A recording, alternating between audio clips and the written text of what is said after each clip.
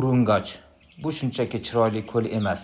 Uning nomi qadimgi turkiy tilda oq tosh yoki yorqin nefrit degan ma'noni anglatadi. Bu nom suvning o'ziga xos feruza rangi va shaffofligiga nisbatan berilgan. Geografik jihatdan bu yerda ikkita ko'l mavjud bo'lib, pastkisi dengiz sathidan 1200 metr balandlikda joylashgan. Katta Urungoch ko'li esa undan 320 metr tepada, ya'ni dengiz sathidan 1550 metr balandlikda joylashgan. Toshkentdan atigi 160 kilometr narida 5 soatlik sayohatimiz go'zal tabiat manzaralari bag'rida Sijjak qishlog'idan boshlanadi. Yo'lda kutilmagan uchrashuvlarning guvohi bo'lasiz. Postdan Kichik ko'lgacha 150 ming so'mga yo'l tanlamas mashina xizmati mavjud. Ekologik postdan o'tish kishi boshiga 20.600 so'mdan.